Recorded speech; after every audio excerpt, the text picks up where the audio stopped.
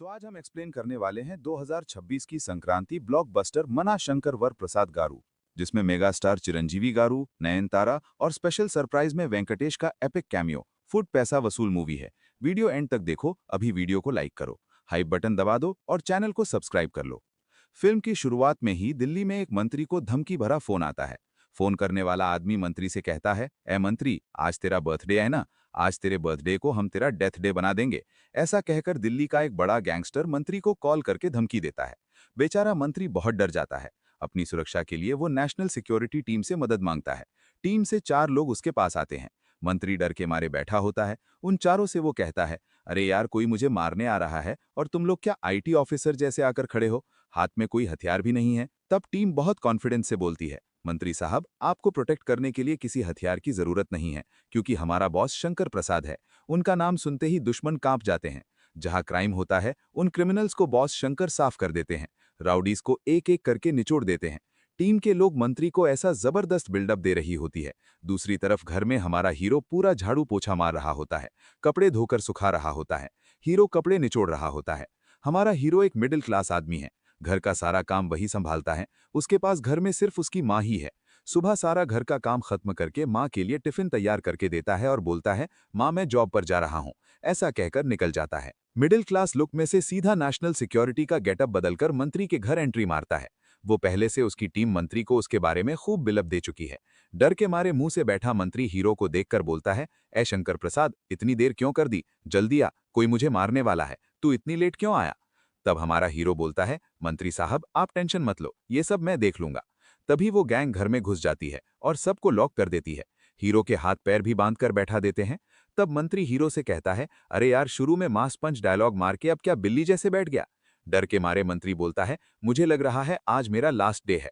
फिर हीरो उन gang members को जमकर पीटता है। मंत्री को मारने वाले सबको हवा में उड़ा देता है।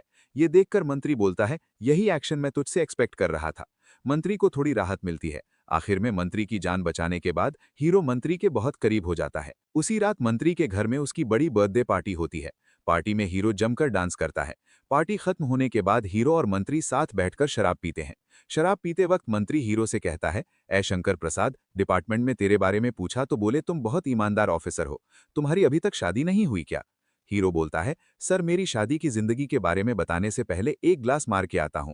ऐसा कहकर पूरी बोतल पी जाता है। पीने के बाद हीरो अपनी फैमिली के बारे में बताता है और कहानी फ्लैशबैक में चली जाती है। कुछ साल पहले भारत में जीवीआर नाम का एक बहुत बड़ा अमीर आदमी था। उसकी लौती बेटी शशि इस रोल को नयनताना जी ने किया है। वही इस फिल्म की हीरोइन है। आज हीरोइन शशि की सगाई है। शशि की सगाई के लिए हमारे हीरो को उसके डिपार्टमेंट के सीनियर ऑफिसर को साथ लेकर सगाई में आना पड़ता है। इस शादी से शशि बिल्कुल भी खुश नहीं है। शशि के पापा ने उसके लिए एक बड़े बिजनेसमैन जैसे लड़के से शादी करवाने के लिए ये सारा इंतजाम किया था। लेकिन ये शादी हीरोइन को बिल्कुल पसंद नहीं है। वो एक तरह से उदास खड़ी रहती है। ये बात हमारे हीरो की नज़र में आती है। वो बस आंखों से ही इशारा करता है, पसंद नहीं है तो अभी ही मना कर दे, जिंदगी भर तकलीफ होगी, ऐसे आंखों से सलाह देता है। उसे ये बात समझ आ जाती है और वो स्टेज पर ही अपने पापा से बोल देती है, मुझे इस शादी में कोई इंटरेस्ट नहीं है, कहकर पूरी सगाई ही रोक देती है। ऐसे कट करके अगले सीन में तमिलनाडु में एक शादी हो रही होती है। उस शादी के फंक्शन में हिस्सा लेने हीरो आता है। वहां फंक्शन में थलापति फिल्म का गाना सुंदरी कन्नल ओरू सेदी बज रहा होता है। जब भी हीरो ये गाना सुनता है, तभी हीरोइन वहां स्पॉट पर आ जाती है। पक्का इस शादी में भी शशि रेखा आई होगी। ऐसा सोचकर हीरो उस शादी में हीरोइन को ढूंढने लगता है। उसका अंदाजा बिल्कुल सही निकलता है। हीरोइन सचमुच उस शादी में शामिल होने आई होती है। तो यहाँ भी दोनों सिर्फ आंखों से ही बात करते हैं। वहां से कट करके अगले सीन में केरल में एक शादी का फंक्शन होता है, जिसमें हिस्सा लेने हीरो जाता है। वहां भी वही गाना बज रहा होता है। गाना बज रहा है तो जरूर हीरोइन दिखेगी, ऐसा सोचकर वो उसे ढूंढ रहा होता है। ढूंढते ढूंढते पास में हीरोइन बैठी होती है। तो स्पॉट पर हीरोइन हीरो को देखकर बोलती है, यूनिवर्स हमें दोनों को जोड़ना चाहता है, क्यों ना हम शादी कर लें?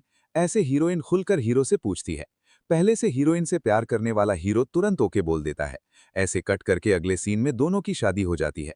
शादी खत्म होते ही हीरो हीरोइन को अपने घर ले आता है। शादी के बाद हीरो बड़े अमीर घर की लड़की होने के बावजूद भी आसानी से मिडिल क्लास लाइफस्टाइल अपना लेती है और जिंदगी शुरू कर देती है। सब कुछ अच्छा चल रहा होता है। तभी बीच में हीरोइन के पापा आ जाते हैं। वो बड़े बिजनेसमैन अपनी बेटी को मिडिल क्लास लाइफ में परेशान होते देखकर बोलते हैं, ये लाइफ तुझे चाहिए थी क्या? ये लाइफ तुम्हारे लिए अच्छी नहीं है। क्यों नहीं तुम दोनों वापस हमारे घर आ जाते हो? मेरा पूरा बिजनेस दामाद ही संभालेगा, वो भी हमारे घर में ही रहेगा। ठीक है, बीवी की खुशी सबसे जरूरी है। ऐसा सोचकर हीरो ससुर के बुलावे पर अपना घर छोड़कर ससुराल शिफ्ट हो जाता है। वहां जाने के बाद पता चलता है कि ये सब ससुर का प्लान था। रोज हीरो को घर में नौकर जैसा ट्रीट करना शुरू कर देते हैं। इससे घर में हीरो और हीरोइन के बीच झगड़ा थोड़ा थोड़ा बढ़ने लगता है। एक दिन हीरो और हीरोइन गंभीर लड़ाई कर रहे होते हैं। तभी हीरोइन के पापा आकर पंचायत करते हैं। तो हीरो बोलता है, सब तेरी वजह से हो रहा है। मैं अपने घर में इज्जत से रहता था, मुझे ले आकर ऐसे बदनाम कर रहे हो तुम दोनों। ऐसा बोलकर हीरोइन के पापा को थप्पड़ मार देता है। हीरोइन के सामने उसके पापा को मारा, इस वजह से दोनों के बीच बहुत टेंशन हो जाती है। तभी दोनों के रिश्ते में दरार पड़नी शुरू हो जाती है। फिर भी हीरोइन ऑफिस में हीरो को ले जाकर वहां पापा से सॉरी बुलवाती है। वहां पापा और बेटी मिलकर हीरो को इंसल्ट करते हैं। गुस्से में हीरो बीवी को भी नहीं देखता और सबके सामने बीवी को थप्पड़ मार देता है। बस इतना ही। इसके बाद पति पत्नी के बीच सेपरेशन हो जाता है और दोनों अलग हो जाते हैं। लेकिन अब इन दोनों के दो बच्चे हैं, एक बेटा और एक बेटी। इस लड़ाई के बाद हीरोइन हीरो को पूरी तरह अवॉइड कर देती है, बल्कि आज तक बच्चों को भी हीरो को नजर ना आने जैसा रखकर पालती है और अपने बच्चों से कहती है, तुम्हारे पापा ही सबसे बुरे इंसान हैं, उनके पास मत जाना। ऐसा बोलकर हीरोइन बच्चों को छोटी उम्र से हीरो के खिलाफ ब्रेन वॉश करती है। अब प्रेजेंट में ऐसे पूरी फ्लैशबैक स्टोरी हीरो मिनिस्टर को सुनाकर खत्म करता है और बोलता है, सर मैं एक हफ्ते की छुट्टी पर जा रहा हूँ, क्योंकि मेरी पत्नी ने मेरे दोनों बच्चों को कोलकाता के एक बोर्डिंग स्कूल में डाल दिया है, तो मैं अनजान बनकर स्कूल जाकर बच्चों को देखना चाहता हूँ। ऐसा बोलकर अगले सीन में हीरो अपनी टीम लेकर उस बोर्डिंग स्कूल जाता है और मिनिस्टर की मदद से वहीं स्कूल में पीटी फिजिकल ट्रेनर टीचर की जॉब करता है। स्कूल के एंट्रेंस पर हीरो की बेटी और बेटा साइंस प्रोजेक्ट लेकर जा रहे होते हैं। ये अपने बच्चे हैं ये पता नहीं होने की वजह से हीरो गलती से प्रोजेक्ट को धक्का दे देता है। वो प्रोजेक्ट टूट जाता है। मेरा साइंस प्रोजेक्ट टूट गया, ऐसी बेटी गुस्से में बोलती है और बहुत गुस्से से सुनाती है। बिल्कुल अपनी माँ जैसी अंदाज में बात करती है। उसे ये पता नहीं कि हीरो उसका बाप है। हीरो ये सब देख रहा होता है। पहली मुलाकात में ही बच्चे उससे इतनी नफरत करते हैं। प्रिंसिपल के जरिए हीरो को पता चलता है कि ये उसके बच्चे हैं। अब कैसे बेटी और बेटे से क्लोज हूं ऐसा सोच रहा होता है। तभी पता चलता है कि उसका बेटा सॉफ्ट नेचर का है, बिल्कुल पापा जैसा। उसके पास जाकर बोलता है, अरे तेरी दीदी को इम्प्रेस कैसे करूं, ऐसा आइडिया मांगता है। कल से जो पप्पी हमने प्यार से पाला था वो मिसिंग है, उसके बिना दीदी बहुत उदास है, ऐसा छोटा बेटा बोलता है। तब हीरो बोलता है, अभी वो पप्पी ढूंढ के लाते हैं। हीरो अपनी टीम को साथ लेकर अपनी बेटी ने प्यार से पाला हुआ वो पप्पी ढूंढने जाता है। पप्पी कहाँ कहाँ जा सकता है, ऐसा सोचकर वो अपना पुलिस वाला दिमाग इस्तेमाल करके ढूंढता जाता है। देखते ही देखते पता चलता है कि वो छोटा पप्पी खाने जंगल में फंस गया होता है। उस छोटे पप्पी को बेटी के लिए बहुत रिस्क लेकर मुश्किल से बचाता है और लाकर दे देता है। पप्पी देखकर बेटी बहुत इंप्रेस हो जाती है। उसके बाद हीरो के साथ बेटी और बेटा बहुत क्लोज और फ्रेंडली बन जाते हैं। लेकिन अभी तक बच्चों को लगता है कि ये सिर्फ हमारा पीटी टीचर है। हीरो भी मैं ही तुम्हारा पापा नहीं बोलकर सिर्फ पीटी टीचर बनकर बच्चों के साथ खुश रहता है। पापा और बच्चे बहुत हैप्पी है। अब एक गाना प्ले होता है। उस गाने में बच्चे अपनी माँ का वीडियो कॉल भी अवॉइड कर देते हैं। हमेशा पीटी सर बोलकर हीरो के साथ ही घूमते फिरते रहते हैं। घर पर हीरोइन सोचती है, ये पीटी सर कौन है जो बच्चों को इतने प्यार से संभाल रहा है, उसे मिलना चाहिए। ऐसा सोचकर अगले सीन में हीरोइन अपने पापा को लेकर बोर्डिंग स्कूल पीटी टीचर को देखने आती है। वहां पहुंचकर देखती है कि उसके बच्चे किसके साथ इतने खुश हैं। तब पता चलता है कि वो हीरो ही है।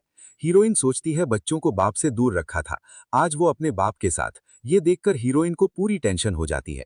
हीरोइन बोलती है, अब से तेरी परछाई भी बच्चों पर नहीं पड़नी चाहिए। ऐसा बोलकर उसी दिन रात को हीरोइन बच्चों को लेकर स्कूल से निकल जाती है और अपने घर चली जाती है। इससे हीरो का दिल टूट जाता है। ऐसे कट करके अगले दिन रात हीरोइन के पापा ऑफिस से घर वापस लौट रहे होते हैं। तभी गैंग ने उनको मारने की कोशिश की। वो किसी तरह जान बचाकर घर पहुंचते हैं। मुझे तुरंत सिक्योरिटी चाहिए, ऐसा मिनिस्टर से मांगते हैं। अगले सीन में मिनिस्टर बोलता है, टेंशन मत लो, इंडिया का बेस्ट नेशनल सिक्योरिटी ऑफिसर भेज रहा हूं। ऐसा बोलकर एक आदमी भेजता है। वो आदमी और कोई नहीं बल्कि हमारा हीरो ही है। फुल मास स्टाइल में टीम के साथ हीरोइन के घर में एंट्री मारता है। आया ऑफिसर कौन है, ऐसा बोलकर हीरोइन और उसके पापा जाकर देखते हैं। हीरो सूट पहनकर फुल मास एंट्री देता है। इसके बाद हीरो बोलता है, अब तुम्हें मैं ही हैंडल करूंगा। अब इस घर में जो मैं बोलूंगा वो सब सुनोगे, क्योंकि दुश्मन कभी भी कहीं से भी अटैक कर सकते हैं। तो पूरा घर मेरे कंट्रोल में रहेगा, तभी तुम सेफ रहोगे। ऐसा बिल्डअप देकर हीरोइन के पापा को डरा देता है और ये मौका इस्तेमाल करके हीरो फिर से फैमिली के साथ जुड़ने की कोशिश करता है। यहाँ इंटरवल हो जाता है। इंटरवल के बाद फिल्म में बहुत अनएक्सपेक्टेड ट्विस्ट आते हैं। अब इंटरवल के बाद हीरो ने फर्स्ट हाफ में जो ससुराल जाकर इंसल्ट सहे थे, अब सिक्योरिटी ऑफिसर बनकर वापस घर में जाकर ससुर को हैंडल कर रहा है। जान के डर से हीरो का ससुर जो हीरो बोलता है वो सब फॉलो करने लगता है। ऐसे लाइफ चल रही होती है, तब हीरो सोचता है किसी भी तरह वाइफ से पैचअप कर ही लो। ऐसा ट्राई करता है। एक दिन हीरो अपनी वाइफ को कन्विंस करने की कोशिश करता है, लेकिन वो सुनती ही नहीं, क्योंकि सबके सामने हीरो ने पापा को मारा था। अब इस जन्म में मैं कभी तुम्हारे साथ पैचअप नहीं करूंगी, ऐसे दोनों बात कर रही होते हैं। तब हीरो के बच्चे ये देख लेते हैं